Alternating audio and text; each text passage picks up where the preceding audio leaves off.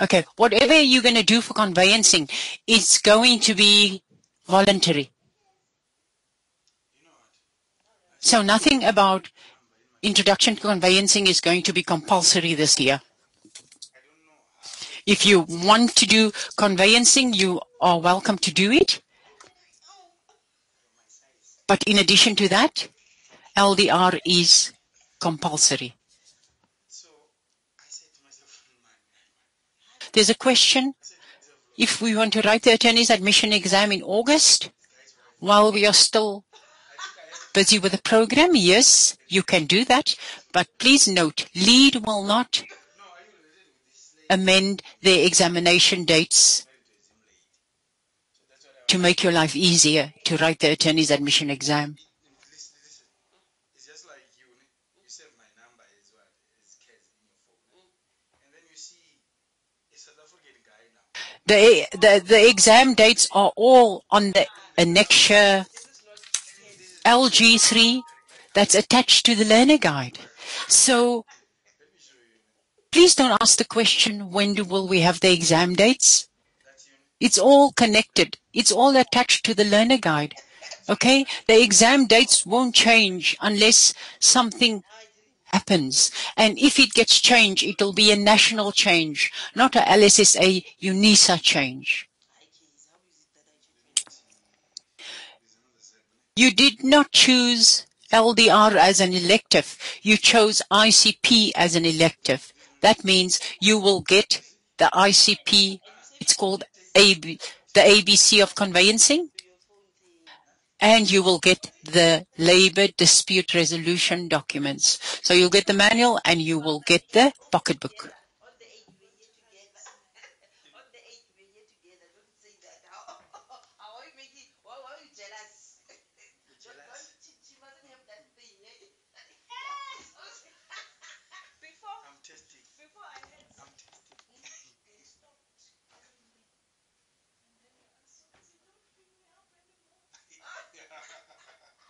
We will not deliver your material to your residence or to your workplace unless you are the only student, let's say in Burgersfort.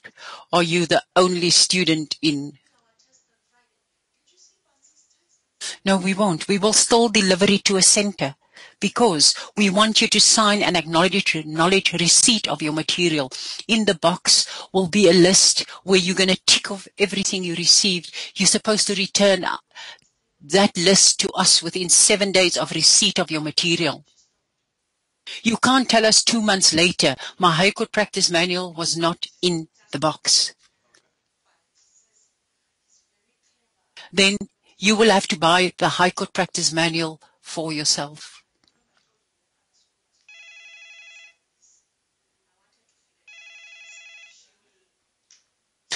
Sound is gone. Please log out and log in again.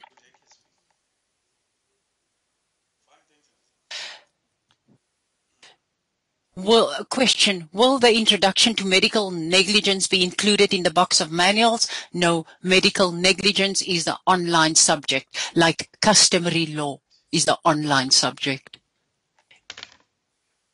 FBE is the online subject.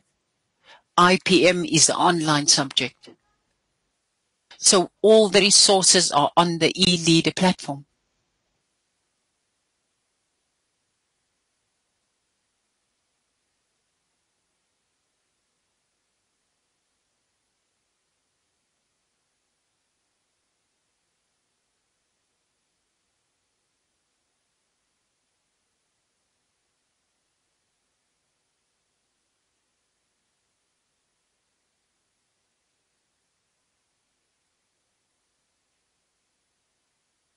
I'm just waiting for the document to upload, okay? Then I'll start with civil litigation.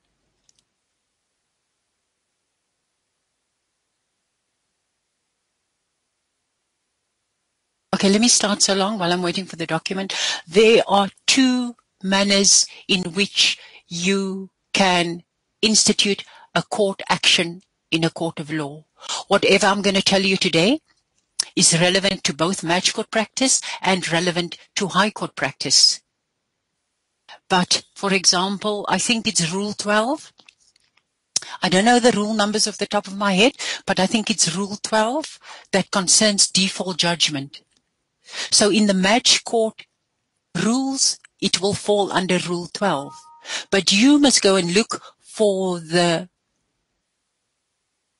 rule number in the uniform rules of court. So even though the rule numbers are different, the contents are the same. So whatever I'm going to teach you today or explain to you today is going to be relevant to match court practice and high court practice. You will, if I quote a rule, you will just have to find out, is this number a match court number or is it a high court number? So there's two manners in which you can institute a case in a court of law.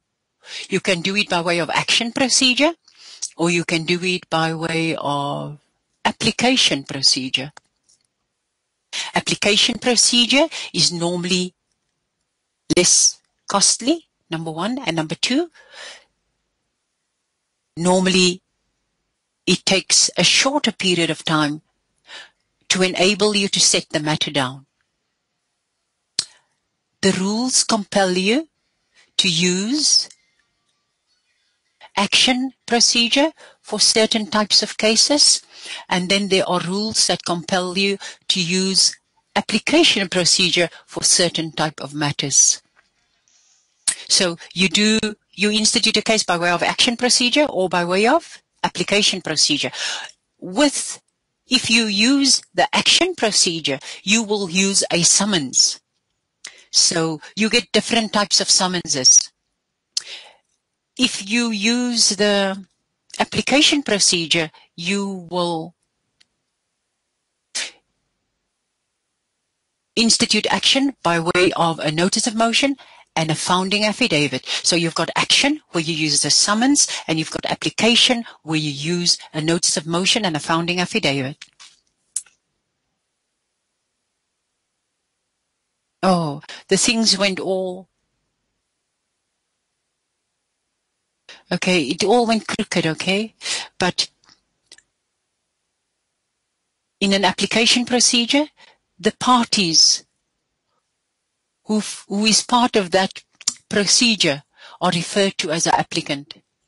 Okay, the person who opposes the application is referred to as a respondent. What do? You use a notice of motion and you use a supporting affidavit. When do you use the application procedure? When there is no material dispute of fact.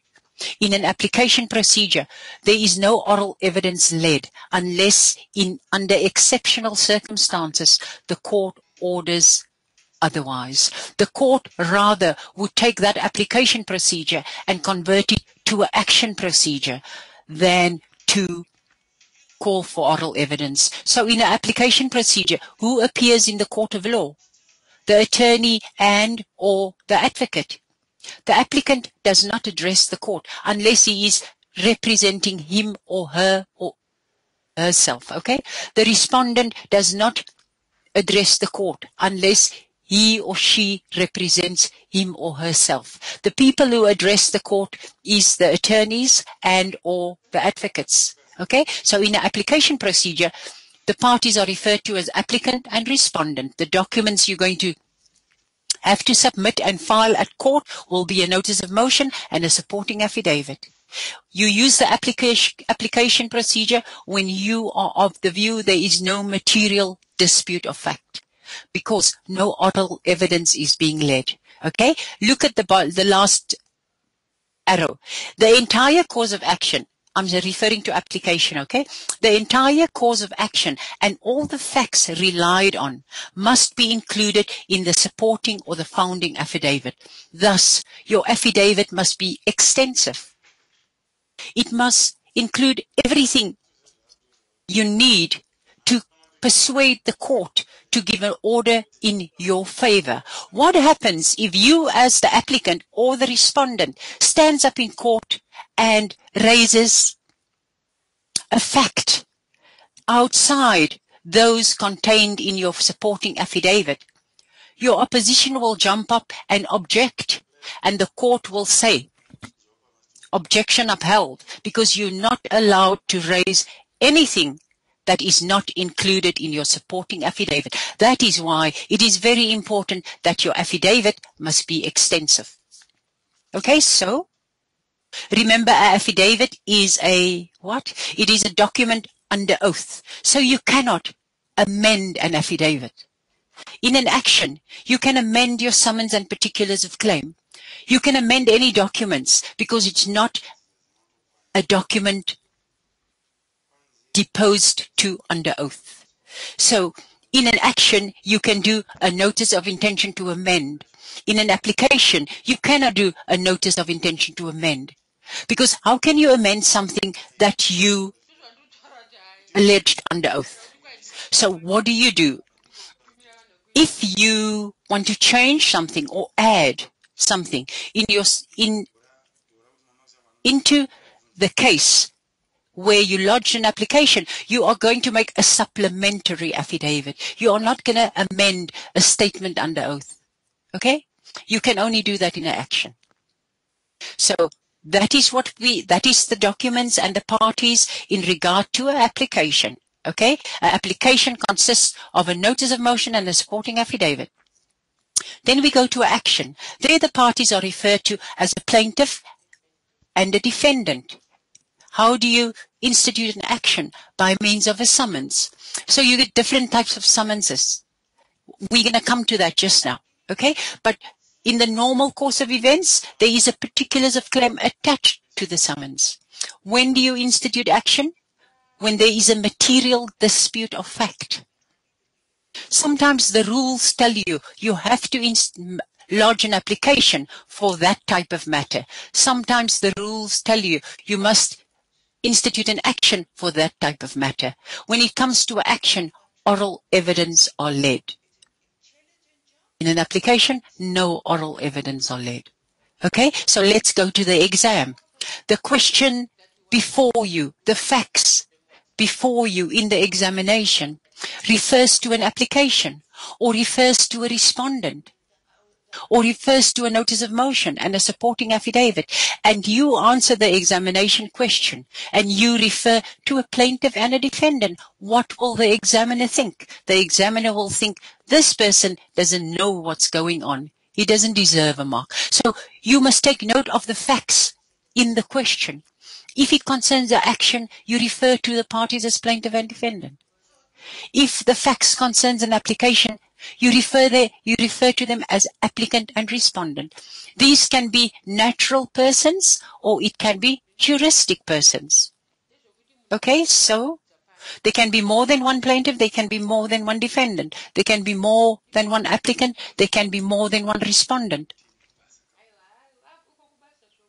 So take note, you're going to get 0 out of 10 if the question concerns an application and you answer the question and refers to a plaintiff or a defendant. Okay, these are the documents. In an application procedure, you will have a notice of motion and a supporting affidavit. If the respondent wants to defend the matter, the respondent will file a notice of intention to oppose. Okay, after that, the respondent has a number of days specified in the rules within which he must file his answering affidavit. So the notice of motion and the supporting affidavit is filed by the applicant. The notice of intention to oppose and the answering affidavit is filed by the respondent. Then the applicant will have an opportunity to do a replying affidavit answering the allegations made by the respondent. And it's only after these basic documents has been filed and served, you can apply for a court date. Okay? With the action procedure, you start an action by way of a summons. If you use a combined summons, there will be particulars of claim attached to that combined summons. That is, the plaintiff issues those documents. The defendant wants to defend the case, so the defendant files a notice of intention to defend. And within 20 court days, the defendant must file his plea with or without a counterclaim. And then the plaintiff has an opportunity to file a plea to the defendant's counterclaim. It's only after these basic documents have been filed and served can you apply for a court date. Note, I say basic documents. A lot of other additional documents can be served and filed, but without these basic documents having been served and filed, the court will not give you a court date. Sometimes the defendant files a plea. The defendant does not file a counterclaim because the defendant does not have a counterclaim. Then, of course, the plaintiff doesn't have to plead to a non-existent counterclaim. Okay? So take note of the documents. You start a court case in two manners. You either use the application procedure or you use the action procedure. If you use the application procedure, you institute the application by way of a notice of motion and a supporting affidavit. These two documents are attached to each other, but they are separate documents. If you institute action procedure, use a summons and the particulars of claim. These two documents are attached to each other, but they are separate documents. Okay? If the respondent no, not the defendant, it's an application. So you don't talk about a defendant. If the respondent wants to defend the case, he files a notice of intention to oppose. If the defendant wants to defend the action, he files a notice of intention to defend. So if you have an examination question and they tell you the plaintiff issued a summons and the particulars of claim, the documents were served on the defendant wants to defend the matter, which document must the defendant serve and file? You cannot say a notice of intention to oppose, because that clearly shows us you don't know what you are talking about. The defendant must file a notice of intention to defend. Okay? Look at the difference, oppose and defend. There we have an answering affidavit. Here we have a plea, with or without a counterclaim. There we have a replying affidavit, and here we have a plea to the counterclaim, if there is a counterclaim. Okay? And then you are entitled to apply for a court date. You get 4 types of summonses. You get 4 types of summonses. You get a simple summons. There's no particulars of claim attached. The simple summons, your claim is set out on the face of the summons in 3 or 4 lines. Then you get a combined summons. A combined summons has a particulars of claim attached to it. Then you get a rent interdict. A combined summons that includes a rent interdict. Okay? Then you get a provisional sentence summons, which you can only use when your claim is based on a liquid document. So you get 4 types of summonses. Okay? You must know when to use which one. This is a basic particulars of claim. I have 9 paragraphs here. That doesn't mean the particulars of claim attached to the summons will always consist of 9 paragraphs. Particulars of claim can consist of 20 paragraphs, and it can consist of, let's say, paragraph 4. It can consist of paragraph 4, which in turn includes paragraph 4.1, 4.2, 4.3. So this is the basic particulars of claim. Your first paragraph will always be the plaintiff's detail, one plaintiff or more than one plaintiff. Second paragraph will be the defendant's detail, one defendant or more defendants. Then you allege the court's jurisdiction. The above honorable court has jurisdiction in the matter as the entire cause of action arose within the court's area of jurisdiction, or the court's area of jurisdiction. Normal civil matters, okay? Normal civil matters, not matrimonial matters. In a normal civil matter, the court's jurisdiction can either be based on the entire cause of action arose within the court's area of jurisdiction. That normally takes place, motor vehicle accidents, contracts. Otherwise, the court's area of the court's jurisdiction is based on the defendant. Is the defendant resident or employed or runs a business in the court's area of jurisdiction? Okay? Normal civil matters, jurisdiction is based on the defendant, or the entire cause of action arose within the court's area of jurisdiction. Then we go to non-normal civil matters, which I would say a divorce. In a divorce matter, jurisdiction of the court can be based on either the plaintiff or the defendant. So it's different to normal civil jurisdiction. Okay? I want you to take note of that. So, paragraph 4 is normally your cause of action. That is the material facts on which your claim is based. So we're looking at a contract. This is an example of a contract. Paragraph 5, performance by the plaintiff. You set out what did the plaintiff do. The plaintiff sold 50 pairs of shoes to the defendant. The defendant was supposed to pay the plaintiff. The defendant did not pay the plaintiff. So performance by the plaintiff. The material facts, let's say it's the agreement. On that date, at that place, the plaintiff and the defendant entered into a contract in terms whereof the plaintiff sold to the defendant 50 pairs of shoes. The defendant will pay 50 rand per pair of shoes within 30 days of receipt of the delivery. Okay, so what happens? The plaintiff performs, the plaintiff delivers the shoes. So here in this paragraph, you're going to say, on that date, at that place, the plaintiff delivered the shoes to the defendant. In terms of the agreement entered into between the plaintiff and the defendant.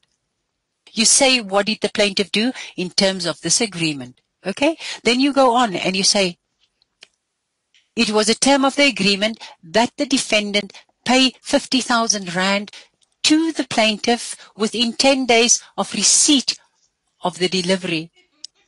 6.1, 6.2. The defendant has to date failed to pay the amount due, owing and payable to the plaintiff.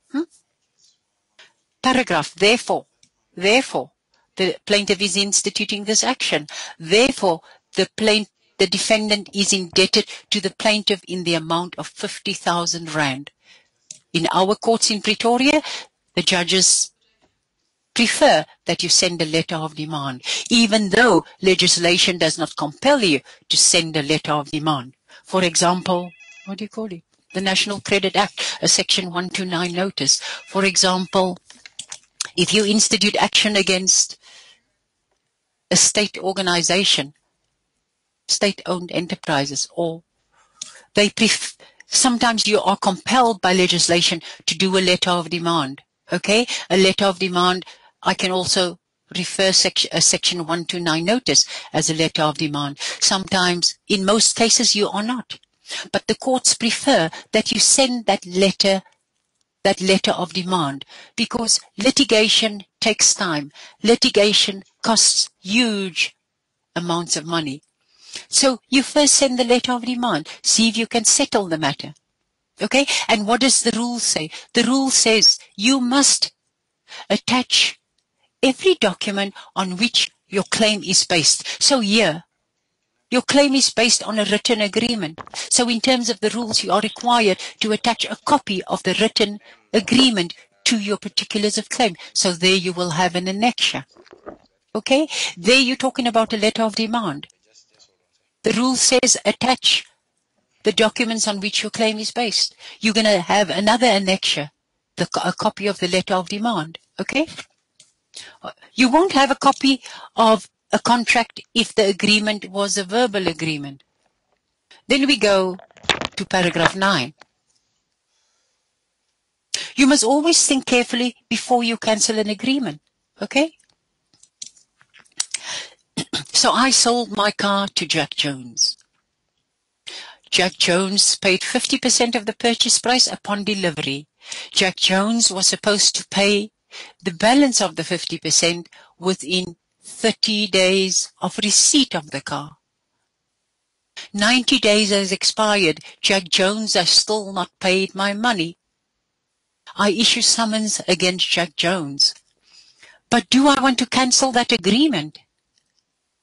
I wouldn't want to cancel the agreement. Jack Jones has had my car for 3 months. Maybe my car is battered. Maybe the engine is burnt out. So I don't want to cancel the agreement. I want Jack Jones to perform in terms of our agreement. That is, pay the money that he owes me, so I will not cancel the agreement. So before you cancel an agreement in a letter of demand or in a particulars of claim, you must think carefully, will it be in your client's best interest to cancel that agreement? After your paragraphs, you are going to do your prayers.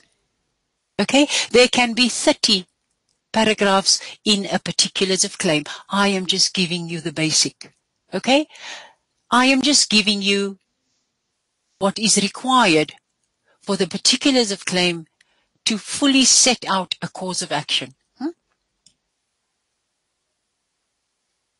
Okay, I think we're going to come back to this one. We're going to skip that one, okay? Don't have time for that. So I'm skipping slide 7. I'll give you the notes and you can read the slides yourself. So what happened now? I am the attorney. I drafted a summons and a particulars of claim. My secretary types the summons and the particulars of claim. She brings it back to me. I check it. There's mistakes. I give it back to her. She corrects it. It comes back to me. I sign it. After I've signed it, what happens then? I give it to my messenger or to my secretary. What must she do? She must have the original and she must make 2 copies of the original. I always tell my secretary to make 3 copies of the original. Okay, so what happens after that? You give the documents to your messenger. So your messenger leaves your office with the summons and the particulars of claim attached to each other. Okay, the original and 2 copies. The messenger goes to the clerk of the civil court. He issues the document. When the clerk of the civil court issues the document, he annexes his stamp to it and he allocates a case number. He does that on the original and the 2 copies. He gives it back to your messenger. What does your messenger do? He's supposed to take it to the sheriff. Okay, so he leaves with the sheriff the original and 1 copy. He comes back to the office with one of the copies. The copy has the court stamp and the copy has the case number. Okay, that is proof that the documents were issued at the court and an action was instituted. That's your proof, okay? He takes the original and 1 copy to the sheriff. What must the sheriff do? The sheriff must serve the summons and particulars of claim on the defendant. The sheriff must issue a return of service, so that in the return of service, the sheriff will say, on this date, at this time, the document was served at that place and handed to whoever.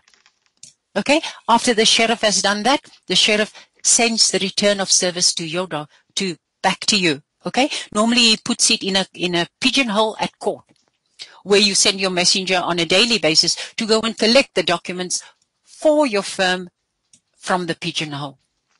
So your summons says the defendant must defend the case within 10 days. When I talk days, I talk court days. Okay? Not ordinary. Oh, may you please slow down. Okay, yes, I will post the slides on the e-leader platform, and I am aware that I speak very fast, so I appreciate it if you stop me in my tracks, like one of the students did and said, may you please slow down. I will slow down for a while, but I know I'm going to start speaking fast again, so I will appreciate it if you tell me again to slow down. Okay, so now the sheriff served the document on the defendant. Your summons say, if the defendant wants to defend this matter, he must do so within 10 court days. Okay? So, after 10 court days, you do not get a notice of intention to defend. What do you do as the attorney for the plaintiff?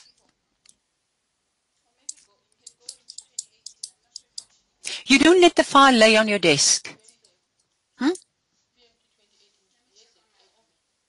You can only transfer money from your trust account to your business account once you have done the work. So if you're going to leave the file laying on your desk, you're not going to write any more fees. The defendant has 10 days to defend, so that is all you give to the defendant. The minute you see the 10 days has expired, you make an application for default judgment. Don't leave the file laying on your desk.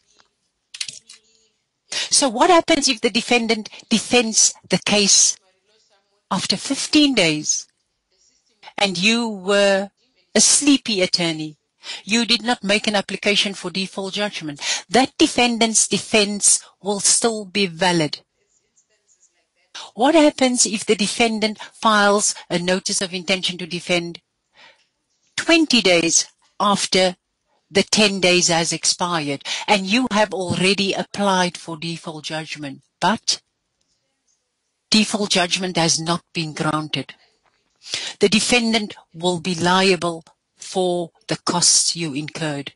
Okay? He will be liable for drafting and lodging the application of the default judgment.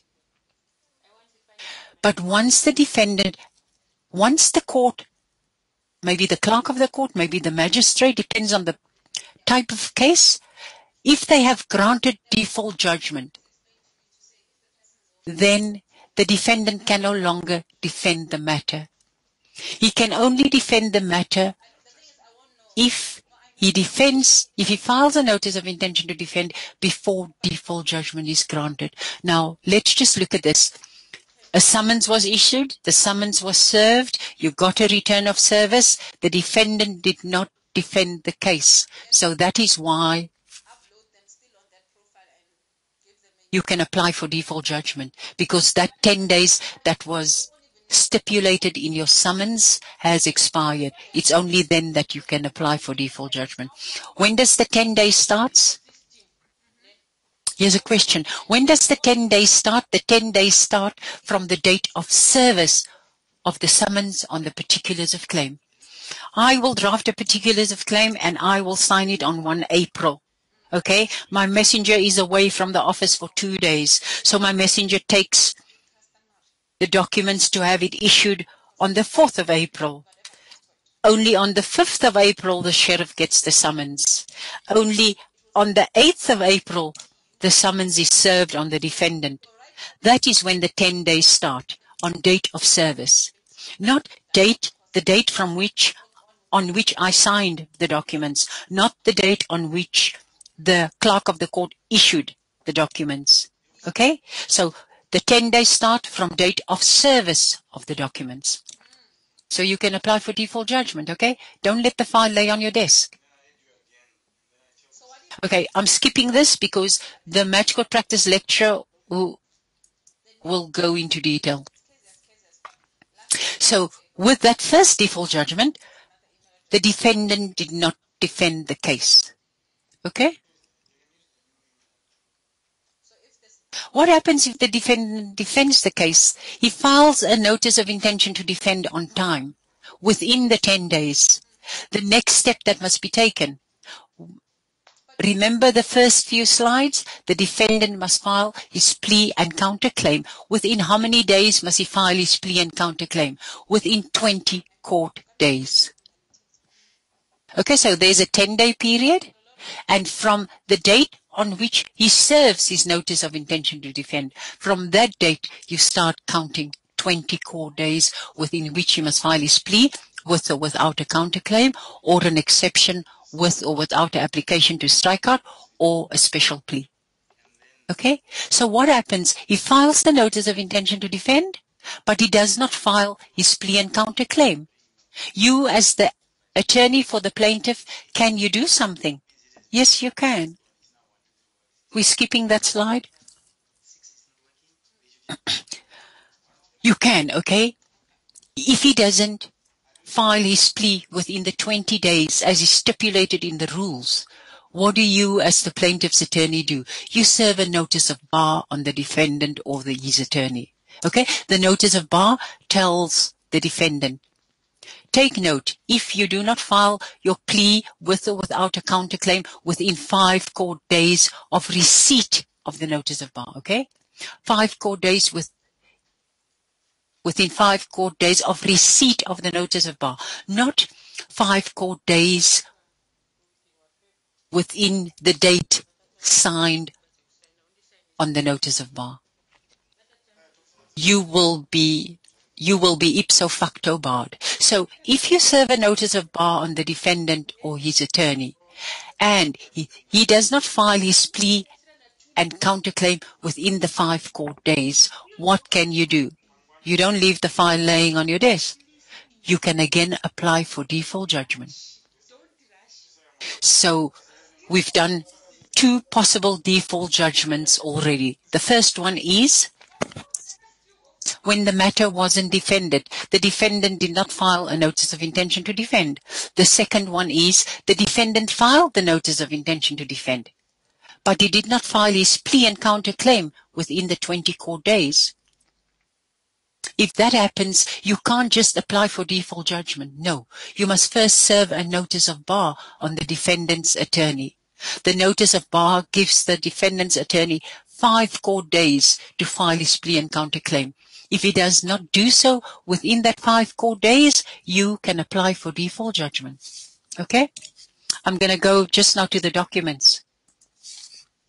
Here's a notice of bar. I'm skipping that. Okay. A recap.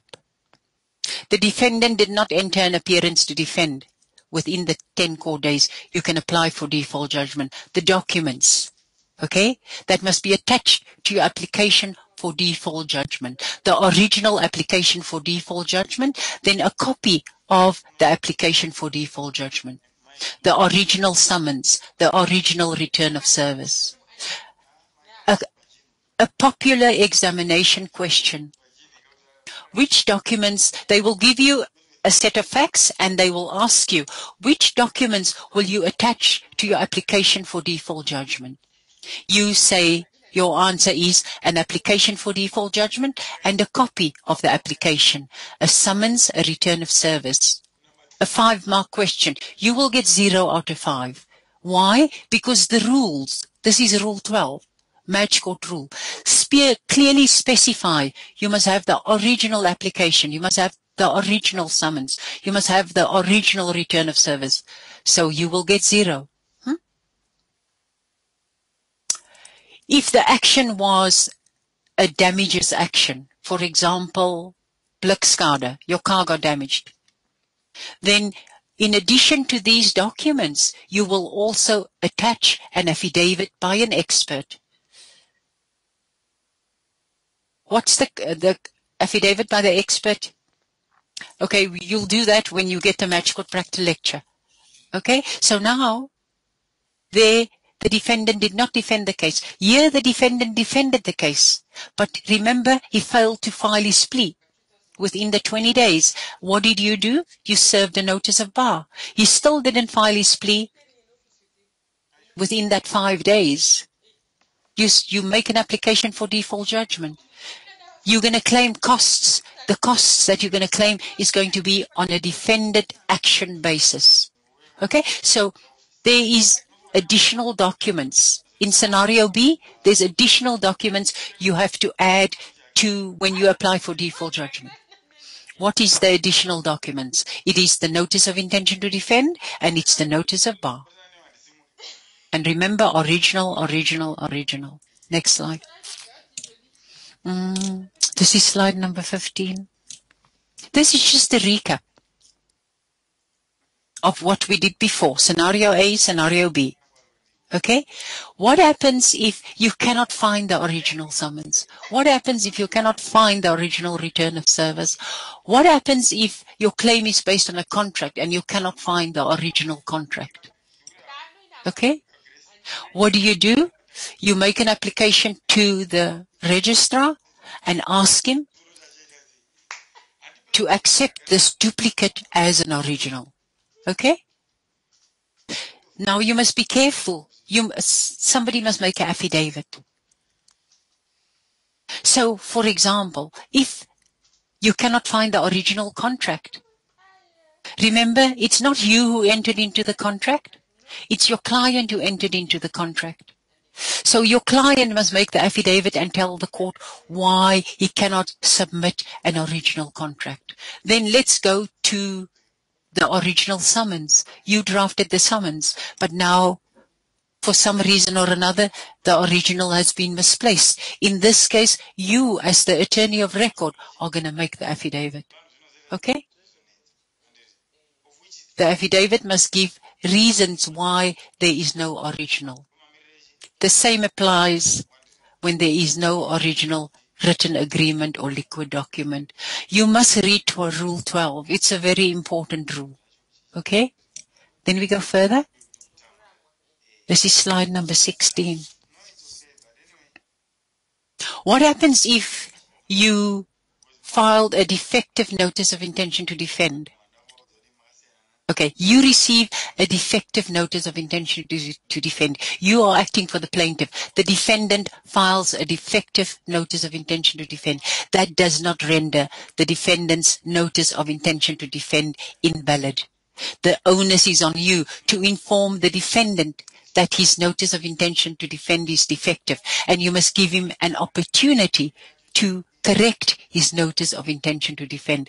Only after you've given him an opportunity and he did not correct it, only then you can go to court. Okay? I want you to read the rule 12.3, 12.4, 12.5, 12.6. You have to read rule. In fact, you have to read all the rules, not just rule 12. It is just that questions on Rule 12 is very common in the examination, okay? And you have to take note of, you must be able to differentiate between scenarios where a default judgment is relevant and scenarios where a summary judgment is relevant. I think summary judgment, I don't know what's the rule number, but you must be able to differentiate between the two because it's applicable in different circumstances. Recap, it's the same story, okay? I've spoken about it already. Slide 18, I'm also going to skip because it's an exercise. Okay, now remember we started and we said there's two manners in which you can institute a case in a court of law. The one was action procedure, the other one was application procedure.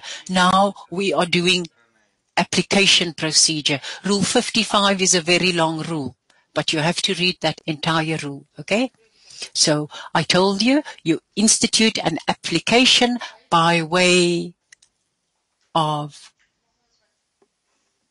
a note. The application consists of a notice of motion and a supporting affidavit.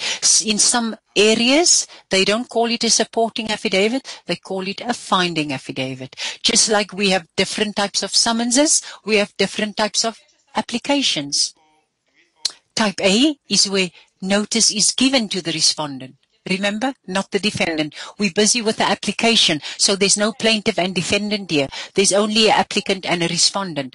So there's two types of notice of applications. The first one is where notice is given to the respondent. What does that mean? The summons, the sheriff serves the application on the respondent. Then there's another type of application where no notice is given to the respondent. That happens in the case of ex parte applications and in certain urgent applications. I said this already. Notice of motion, founding affidavit. You cannot just do your own notice of motion. The clerk of the court or the registrar of the court will refuse to issue your documents and refuse to give you a case number. So your notice of motion must correspond with Form 1A of Annexure 1 to the Match Court Practice Rules. The Match Court Practice Rules is attached to the Match Court Practice Act. Okay? Attached to the rules are different forms of documents. That is the way the court wants the document to look when you file and serve it on the court, file and issue it. I'm not going to do this, okay? You can see content of notice of motion. That is the content. It's exactly the same as a summons, okay? The only difference is In an application, you give the respondent 5 days to oppose.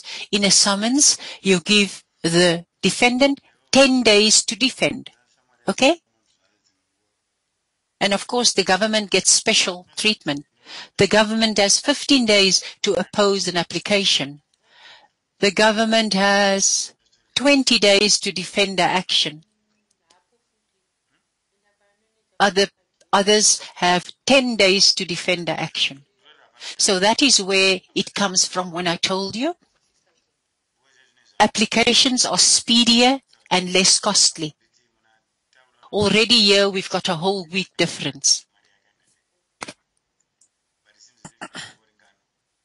What happens if you serve a notice of intention, if you serve a notice of motion and a founding affidavit, which is an application, and the respondent does not deliver a notice of intention to oppose?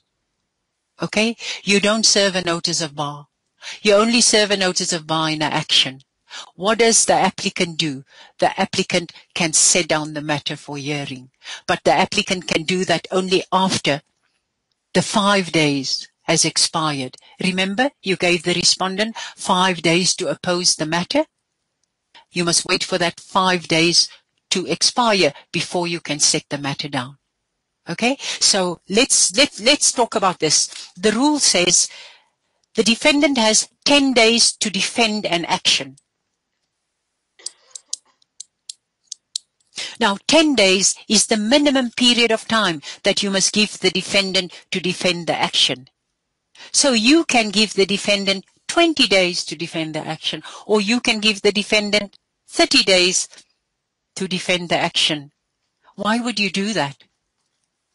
The longer period of time you give the defendant to defend the matter, the longer it will take you to finalize your client's case. So in all matters and in all cases, you stick to the minimum period that you allowed to use. So in an application, it's 5 days. So that's all you give the respondent. You give the respondent 5 days to file his notice of intention to oppose.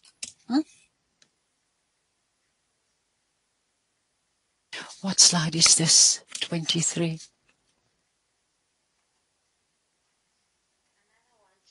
The respondent opposes.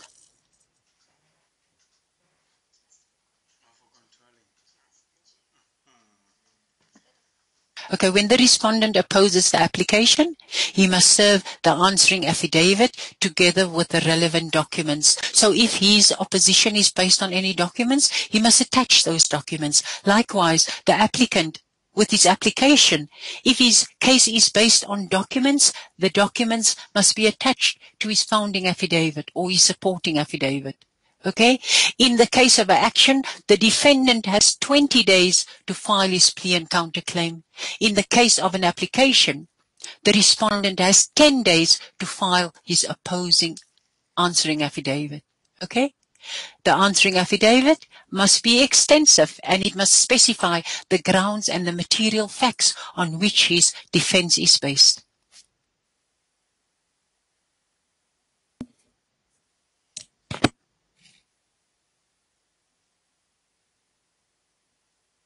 Okay, there's people who's sitting in our boardroom and they're asking about the air conditioner. The air conditioner is not working.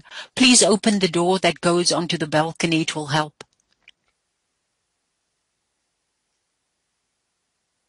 There's a question. What if notice to oppose are received after the application set down but not heard? The respondent will probably come to court. And that will depend on the judge. Will he give the respondent an opportunity to oppose the matter? Maybe there's a valid reason for the notice of intention to oppose being served late. But you know, the audi alteram partem rule, everybody must be given an opportunity to state his case before a court of law. So let's go. So the respondent has filed his opposing or replying affidavit. After that, the applicant has 10 days to the respondent has filed his answering or opposing affidavit. After that, the applicant has 10 days to file his replying affidavit. His replying affidavit will be a response to the respondent's opposing or answering affidavit. Okay, those are the three basic affidavits. Maybe the applicant won't even need to do the replying affidavit. Why will that be? If the respondent did not raise any new facts in his answering affidavit.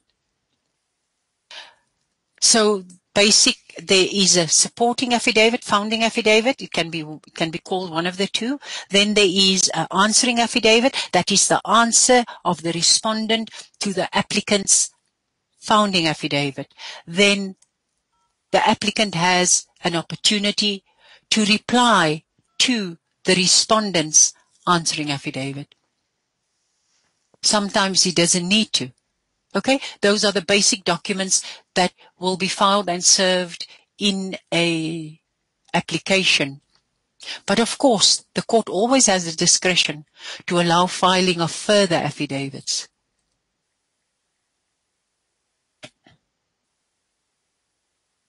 So, to set the matter down, the respondent opposed the application. The applicant can apply for a court date within 5 days after the applicant delivered his replying affidavit, or if there is no replying affidavit that the applicant wants to serve and file, he can within 5 days after the 10 days for delivery of his replying affidavit has expired. Okay, so he must first wait for that 10 days to expire, because as I said earlier, he must do his replying affidavit within 10 days of receipt of the respondent's answering affidavit. After that 10 days has expired, only then can he apply for a court date. Okay? But, the respondent can also apply for the court date if the applicant does not do so timorously, as set out above. So, the applicant lodges an application. The applicant receives a notice of intention to oppose from the respondent. The applicant receives the respondent's answering affidavit. And from that answering affidavit, it becomes clear that the applicant does not have such a strong case. So, of course, the attorney for the applicant will not be in a hurry to apply for a court date. That is why the rules give you the option that the respondent can apply for the court date. Likewise, in an action procedure, the plaintiff can apply for a court date. If the plaintiff is too slow, then the defendant can apply for the court date.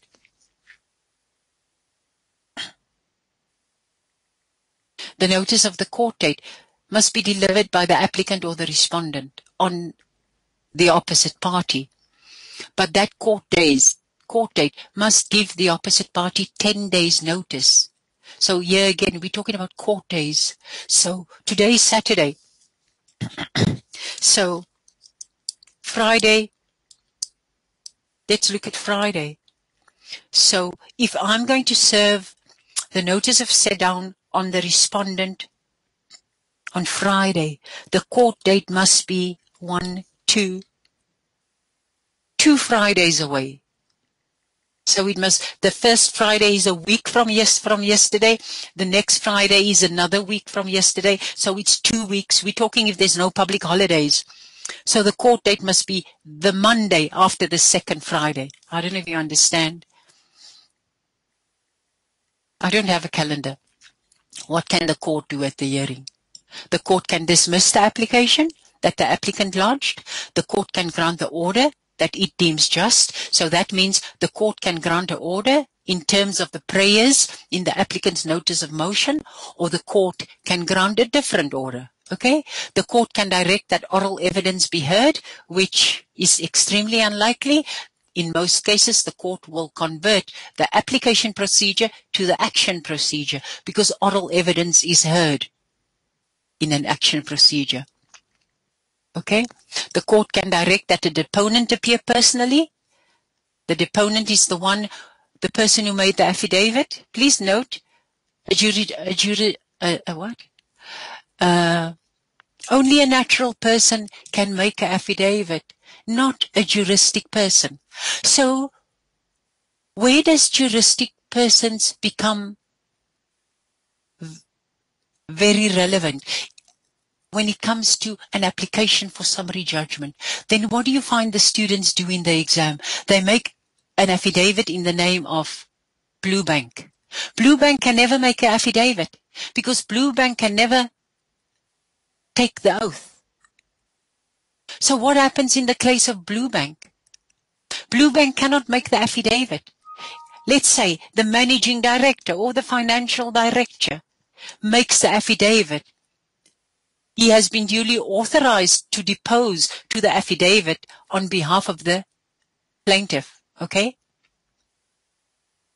And because he's been duly authorized, you also have to state in which capacity are you making the affidavit. So Jack Jones, who is the financial director of Blue Bank, is deposing to this affidavit on behalf of the plaintiff. Jack Jones, that's part of your affidavit. Jack Jones has been duly authorized to depose to this affidavit on behalf of the plaintiff. Okay? A juristic person cannot make an affidavit. The court can do all these things. Okay? Refer the matter to trial with appropriate directions. That means a conversion from an application to an action. Okay? Now, remember, we had the first application where notice is given to the respondent. Now we're doing the second type of application where no notice is given on the respondent. So what happens? The documents are not served on the respondent. So the respondent don't even know. The respondent don't even know that there's a court case pending against him. What does the rule say? The rule says you must use Form 1. So you're going to go to the annexure to the Act and the rules and find Form 1 if you want to lodge an ex parte application. When is an ex parte application allowed? An ex parte application is allowed only when notice will defeat the purpose of the application. Okay? Or a degree of urgency is so great that it justifies dispensing with notice. So you can't use an ex parte application because you feel like it. So in an ex parte application, normally we go to chambers, in the judge's chambers. The judge grants an order or the magistrate grants an order. That order is an interim order. It's not a final order. That order will specify a return date. Okay? That order will call upon the respondent. Remember, he doesn't know anything yet. The documents were not served on him. They will call upon the respondent to appear before the court and to show cause why this interim order that the court granted must not be made a final order. Okay, so there's a return date. The court's order will specify the order the court gave, and the court's order will also say there is a court date, let's say 3 weeks from now, and you must give us reason to persuade us not to make this interim order a final order. What's this? So after that hearing in chambers, sometimes it's not in chambers, sometimes it's in open court. But that ex parte order, and remember that the respondent did not see the notice of motion and the founding affidavit. So that court order and the notice of motion and affidavit is served on the respondent. Okay? The ex parte order on that return date, you know that interim order? The court can confirm it, the court can set it aside, or the court can vary it. Yeah, I say ex parte applications may be heard in chambers. Now we get to urgent application. You have to convince the court that the matter is urgent.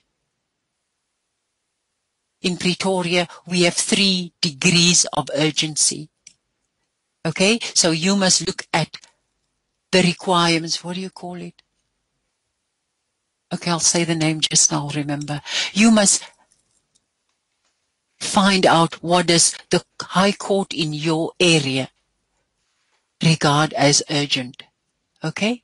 In an urgent matter, you dispense with forms and service in terms of the rules. So, what does the rule say? The rule says that the documents must be served on the defendant. The documents must be served on the respondent. In an urgent application, the documents are not served on the respondent or on the defendant. You go straight to the judge's chambers, you get an order. They give you an interim order. Okay? You serve that interim order on the respondent. Again, the affidavit must set out explicitly the grounds for urgency. It must set it out in detail. Okay? You must explain to the court in your affidavit the circumstances that render the matter urgent. Okay? You must convince the court, persuade the court why the court must dispense with time periods. In an urgent application, you can be required to file your opposing affidavit within 48 hours. Okay? The party against whom the urgent was granted can set the matter down for reconsideration. You know the audi alteram partem rule. Okay, that's a repeat. Okay, so that's all. Do you have any questions? Okay, let me read the questions. Okay, I'm not going to repeat the documents you're going to attach for default judgment. I'm going to give you the notes. How is a notice of bar served on the defendant? Like any other court pleading is served on the defendant or notice. Okay, so okay, let me tell you. You remember you've got the original, you've got 2 copies. You have that original and 2 copies with every court pleading, with every court notice. Okay? You never have only the original. So let's look at notice of intention to defend. It would work the same way as the notice of bar would work. So you have your original notice of intention to defend and your messenger made 2 copies. So your messenger goes to court with the original and 2 copies. The clerk of the court acknowledges receipt of your notice of intention to defend. He annexes his stamp and the date to the original and the 2 copies. You are supposed to leave the original on the court file, but experience will show you that you can never leave an original on the court file. So you leave a copy on the court file. Your messenger walks out of the court with the original and a copy. To both documents, the court's stamp has been annexed. What does he do? He goes to the plaintiff. Remember now, the notice of intention to defend is served by the defendant. So the defendant's messenger goes to the plaintiff's attorney's offices with the original and the copy. The receptionist at the plaintiff attorney's offices acknowledges receipt by signing both documents. Your messenger walks out of the plaintiff's attorney's office with the original. Okay? What does the original show? The original is proof that the notice of intention to defend was filed at court. And the notice of intention to defend was served on the plaintiff's attorneys.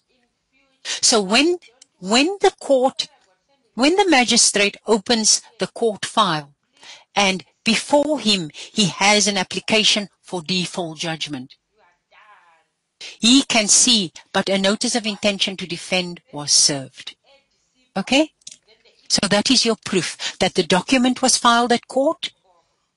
No, the document the messenger comes back with to your office will have proof that the document was issued and filed with the court and it was served on the opposite party. That happens with all court documents, whether it's a pleading or a notice. That's how it's done.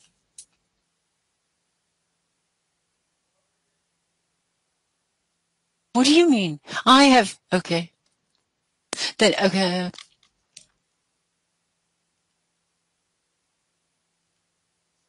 Okay, I've answered that. Notice of bar served through the sheriff? No. If you read the rules, you will see the sheriff must only serve the documents that institutes the court case.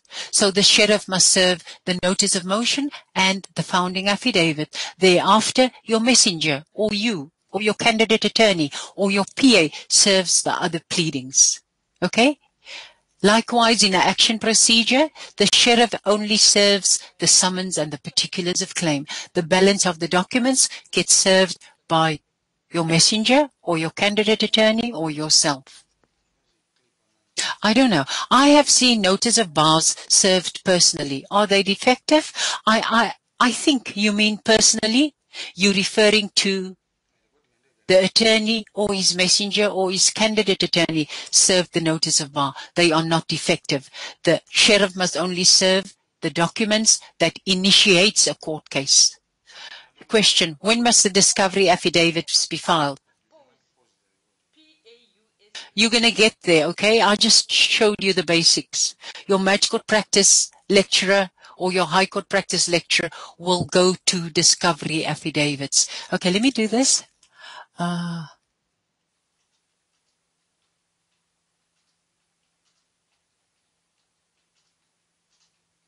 The court will decide whether to convert an application to an action. How will the court decide it? After he's listened to both parties, the applicants and the respondents, and then the court decides there is a material dispute of fact. I need oral evidence to give a good judgment or to give a fair judgment or to give a judge judgment. I need oral evidence, okay? The court will decide that, okay? An attorney can apply to the court to convert from application to action, but he can only apply. It's the court's decision whether it will grant the application. Will the court penalize him? If he was grossly negligent, yes, the court can penalize him, okay?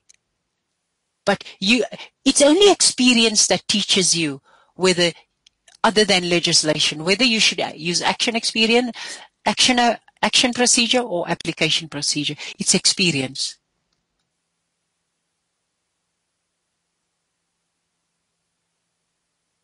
Yes, the notice of motion and the affidavits will form part of the action. I don't know what scheduled crimes. Please don't put things on the chat section of the screen that is not relevant to the lecture.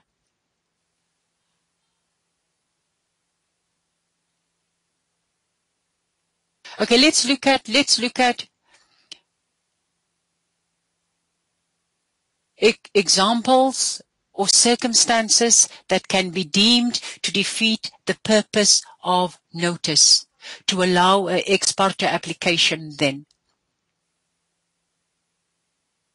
Okay, let me just think. Okay, let's look at substituted service. Substituted service is normally an ex parte application because the spouse doesn't know where the other one is. So you lodge an application which is not served on your wife or your husband. And when you lodge the application, you tell the court you don't know where's your wife. And you asking the court to allow you to advertise the divorce papers in a newspaper. That is one ex parte application.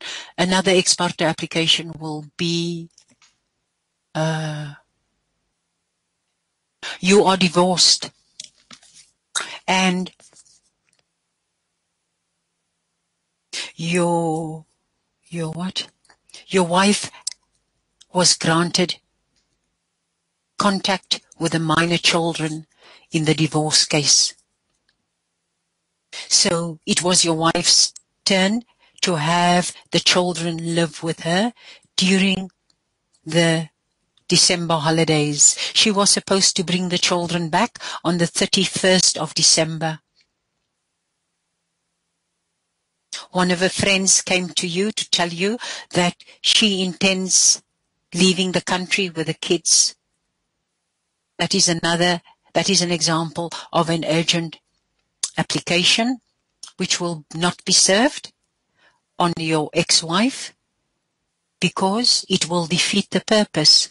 Your application will be that the sheriff accompany you to collect the kids immediately and for the respondent to hand over the kids immediately. That's another example of an application where there is no service on the respondent. Another example of an ex parte application will be an application for admission as attorney of the High Court of South Africa. Another example of an ex parte application will be an application to court to be admitted as an advocate. Okay? Why? Yeah, I don't know. Yeah. Please, it will be in everybody's best interest if you answer questions. If you do not answer questions, if you are not absolutely sure that you know the correct answer. I've seen answers here on the screen by other students. That is not correct. So please don't do that.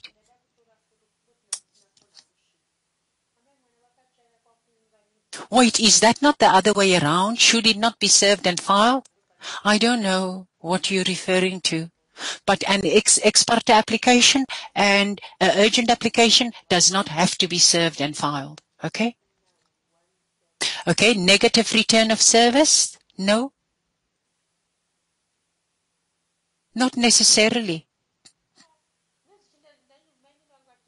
Sometimes the sheriff goes and serves documents and there's nobody at home. That doesn't entitle you, or that doesn't mean you have to do a substituted service. The sheriff must just go back. Maybe he should go at night because during the day everybody's working.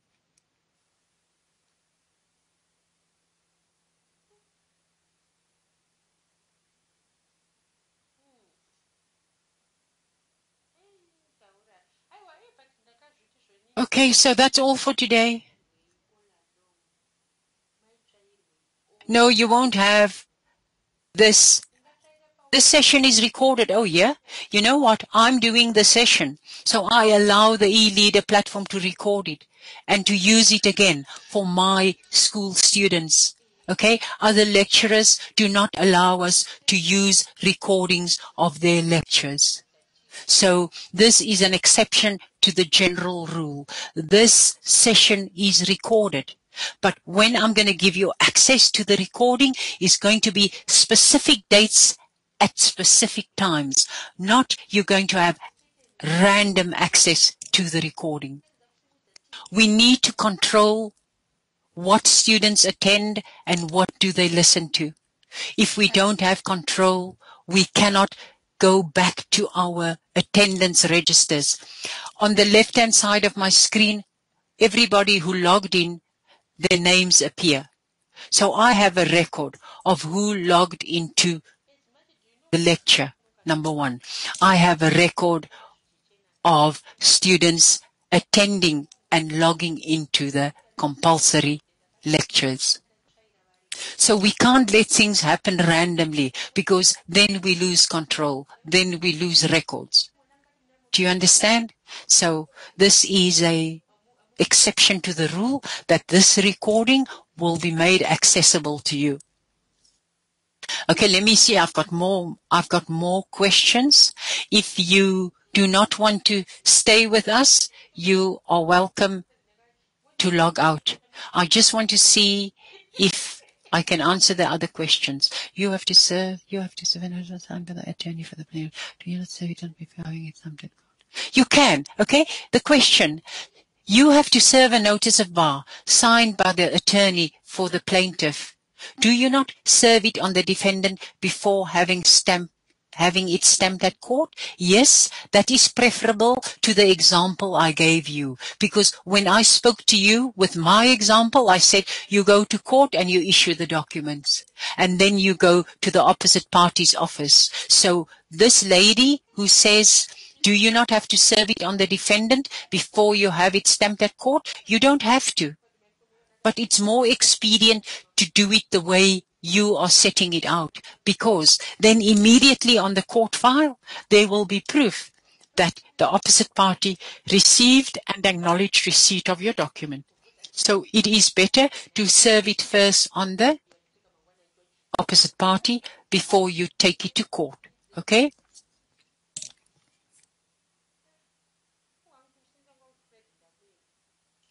Yeah, you got the incorrect address. You want to serve a document, but you got an incorrect address and there is a non-service. That's the question.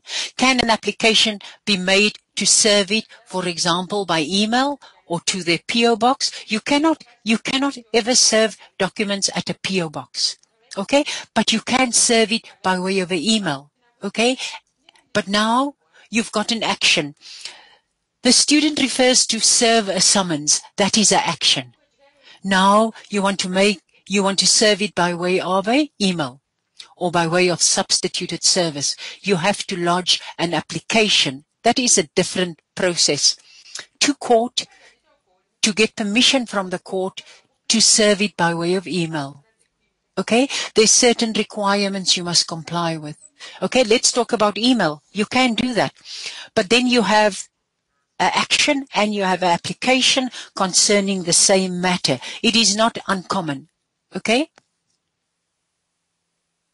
Okay, I did many years ago. I made an application to court to serve documents by way of an email, and the defendant was, where was the defendant? Somewhere in Asia. So each court has different requirements. Let's talk about a substituted service in South Africa, not talking about outside South Africa. The requirements that the court has, Pretoria High Court, okay, has that you must have approached 3 close relatives of the defendant and found out from them, do they know where's the defendant? Okay, if you cannot, okay, so you can't approach 3 close relatives all living in Sunnyside. The court wants you to approach relatives in different regions of that province. So I have my husband's mother lives in Sunnyside. My husband's brother lives in Pretoria West. My husband's sister lives in Mamelodi. So in different areas, you must approach family members from different areas. Pretoria High Court, okay? Then, if you don't know 3 family members, the court will still accept 2 family members, close family members, and a friend. Okay? The court expects you to go to mortuaries, to go to police stations, to go to hospitals, to look for that person. Okay? Then you remember, it's an application. You've got a notice of motion. You've got a founding affidavit. So you make all that, your client makes all that allegations in his affidavit. Then the court can still turn around and say the documents must be served by way of the sheriff on the mother of the defendant. So every court in every region has their own peculiar requirements before they will grant you the right to do a divorce in a newspaper. Okay, so now that was by way of substituted service in a newspaper. Now I'm looking substituted service by way of an email.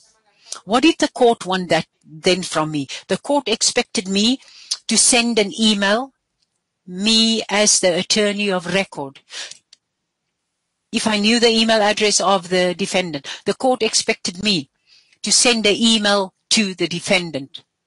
The court expected me to give proof to the court that the defendant answered, and the defendant answered from the email address that I sent the letter to. My letter contained, don't remember, but I asked the defendant, I told the defendant, the plaintiff wants to institute action against you. You are not currently in South Africa.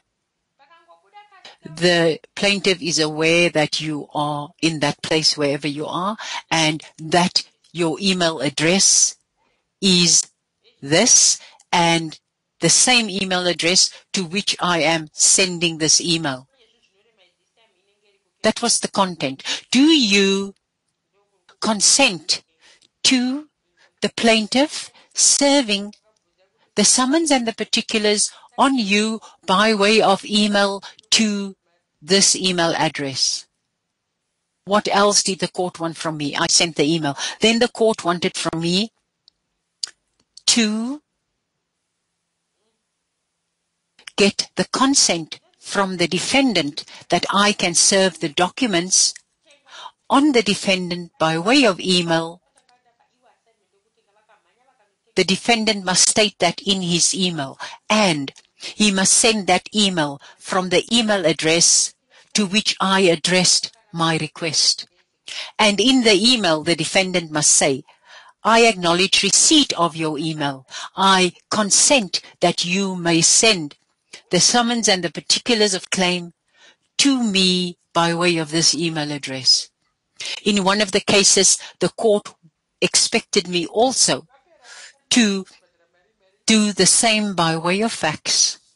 So the Pretoria High Court expected that from me many years ago. I don't know what the Cape Town High Court or the Joburg High Court or the Mthatha High Court.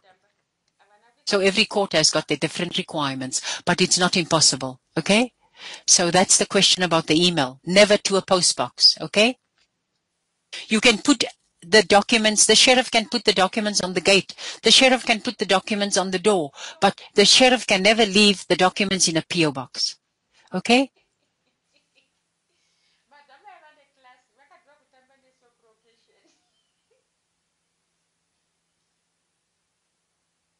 Yes, okay. What's this question? The average duration of these lectures, I have no idea, because I do not control my lecturers and tell them you can lecture for 4 hours. Most of the lecturers go the full day because we only have the one day. Okay? So there's no way I can tell you the lectures will be 4 hours. The lectures are scheduled from 9 to 4. For example, the Introduction to Conveyancing Practice lecturer will lecture for 7 hours till 5 o'clock. Then we get the IPM lecturer or the PLE lecturer will lecture for 4 or 5 hours. I've got no control over that. I recommend a period. Is there a schedule of dates for compulsory lecturers via webinar? If you go to the eLeader platform, you go to schedules, you will see the dates has been all uploaded there. I have to change 1 or 2 dates because of the changes we've been instructed to effect. What happens if we connect to one laptop and listen as a group? Would this disadvantage? No, they don't. No, it won't disadvantage you. You must send me an affidavit. The person with the laptop that was used to log in must send me an affidavit and list the names of the persons who listened with her. Just a word of caution, an affidavit is a statement under oath. If you are dishonest, remember, we have to report you to the Law Society. Okay? And we wouldn't like to do that. Likewise, if you make the affidavit and you list Jack Jones must sign next to his name. Okay? It is also dishonesty if you annex your signature in the form of another student's signature on behalf of that student. That is also dishonesty. Okay? Yes, you can assume lectures are done for the day and you can log off if you want to.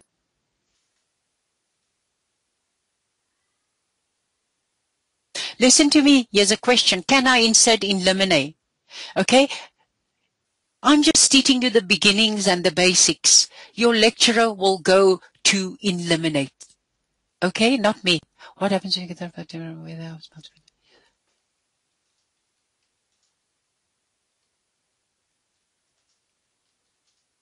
No, but the attorney should know. Here's a question.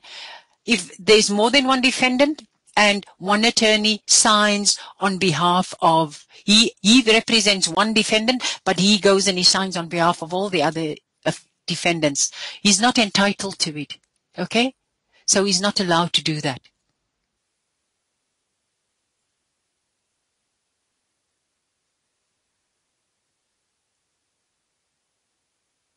No, you will get the notes. Substituted service, you'll get the notes. I'm not going to give it to you now, okay? So if there's any other questions, I don't see any other questions. Thank you for logging in.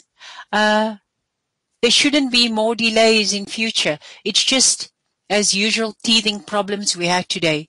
And I'm sorry about the delay. And you must please read your learner guide. It's very important. Thank you. Bye.